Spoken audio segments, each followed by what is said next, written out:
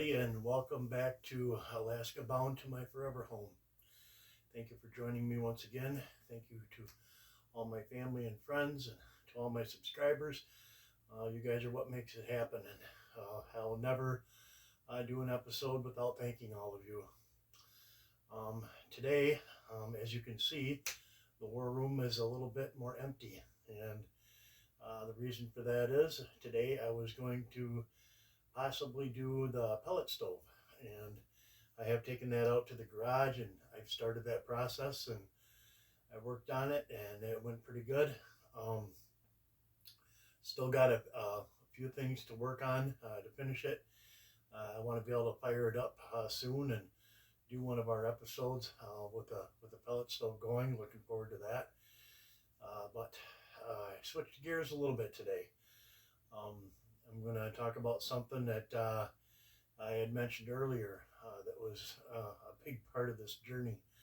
And today was just an amazing day. It was one of our last cold days, so I really wasn't looking forward to going out in the garage, but it actually wasn't that bad out there.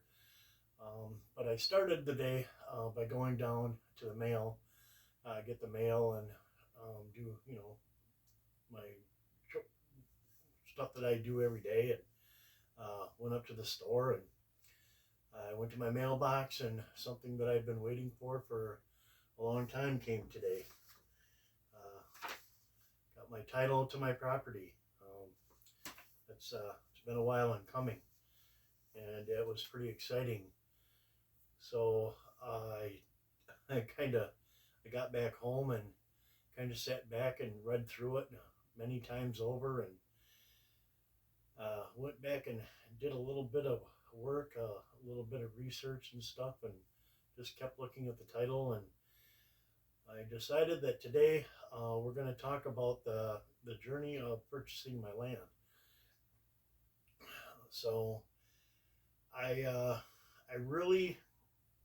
had to set up some parameters for my land purchase. Purchasing land out of state, and even in Alaska in particular, isn't an easy process. So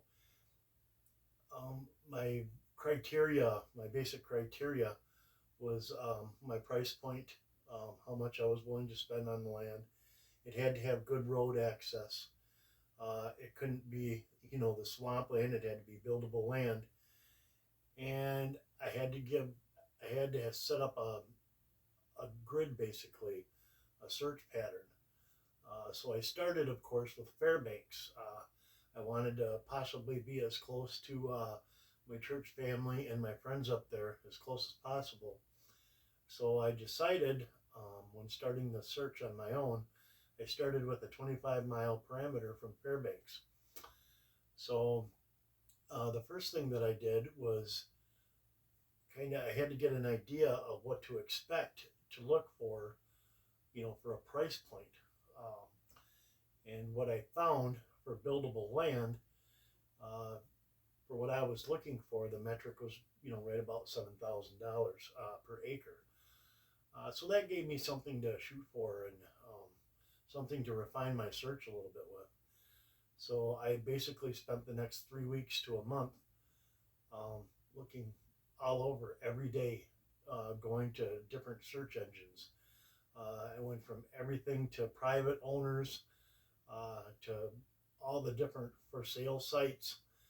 And after close to a month, it honestly started getting a little frustrating, because I had to eliminate each and every one for a different reason. Either it was landlocked, or the price wasn't negotiable, or it wasn't land suitable for building. So I decided that I had to bite the bullet and get some help looking. And I decided to go with a real estate agent. So I looked up real estate agents, and I ended up, I made 2 calls. The first call, the agent didn't answer. Second call, the agent answered, and it was a young man. And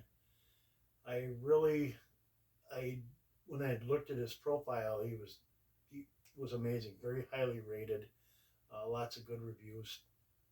So I was encouraged, and I had a great chat with him and gave him all the information that I was, looking with, and explained to him, what I wanted to do. And right from the very first conversation, you know, we, we got along really well, and he was very interested in my journey and really seemed genuine that he wanted to help me find my property. So we embarked on this search for my property. I continued to look on my own, and he was very accommodating. I would call him after I didn't hear from him for a few days.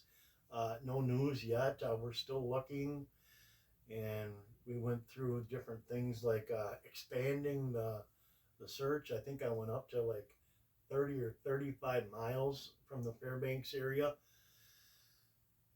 So it got to the point where I thought, well, maybe I need to get a couple of more agents. It doesn't hurt to have a couple more agents looking for me. So I had a total of 3 at one point. Now we're a couple of months into the search, and I still am at square one. So once again, the frustration is starting to set in. And I actually was searching on my own one night, and I came across a pretty promising looking piece of property. And I started looking, I started at the price point. It had wonderful road access. It was buildable property. It checked all the boxes. The price was a little bit, on the top of what I really wanted to pay, maybe even a little bit more, but I know how that goes.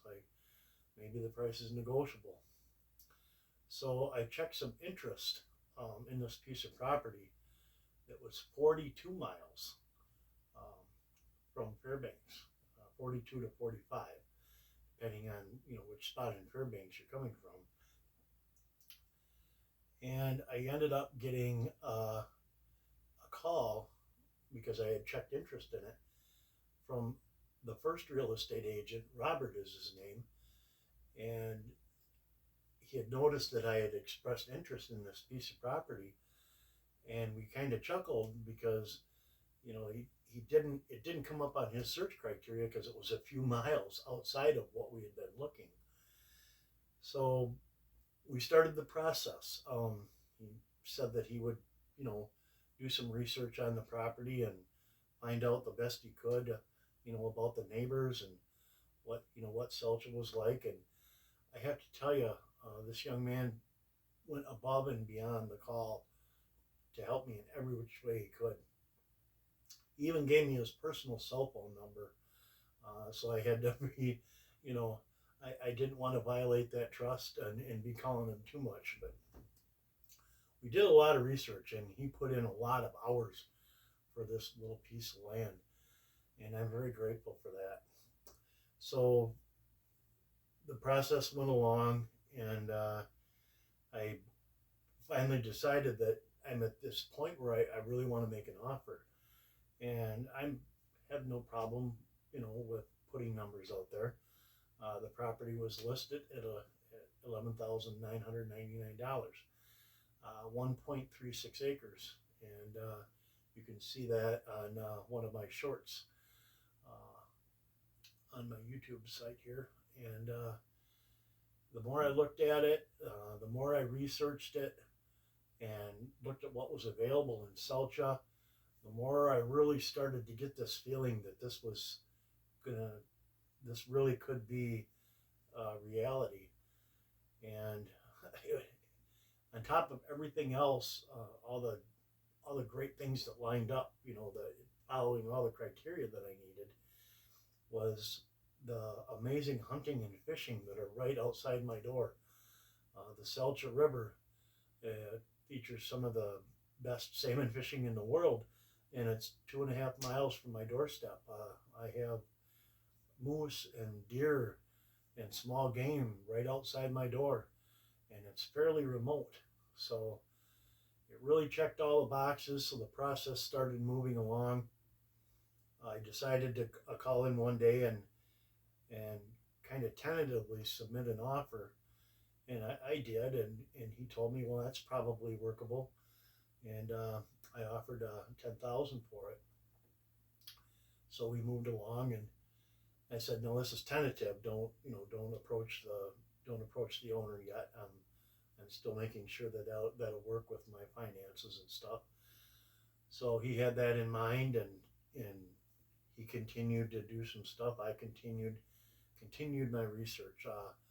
I ended up talking with some of my neighbors up there, and that was very helpful. A couple of people who actually knew the actual area that I was talking about. Now, Selcha isn't a very big town. It's only about 1,000 people, and it's kind of spread out. And a good portion of those 1,000 people aren't actually in the village of Selcha. Quite a few of them actually are do what I'm going to be doing, either wet or dry cabins, outside the village limits.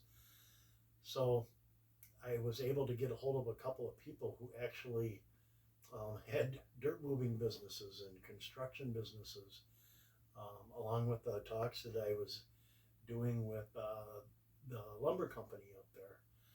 And this got more and more exciting because the further along I got and the more people I talked to, the more it became a reality. So the excitement grew, and finally one day, after putting it all down and decided to make the plunge, I decided, well, I'm gonna I'm gonna jump in. I'm gonna test the waters, and I sent him a message that I'm willing to make a full cash offer for $9,000. And I thought, well, I don't know why that number, worked. I mean, it fit the criteria for my search, when I started that up for the $7,000 mark. So I thought, well, we'll see what happens. That's the number that came to my mind, and he got back to me pretty quickly, and he said, well, I think we can make that happen. Give me some time, and I'll get back to you. And long story short, he made it happen. And I remember that phone call that um, he called me up and basically just said, I have some good news for you.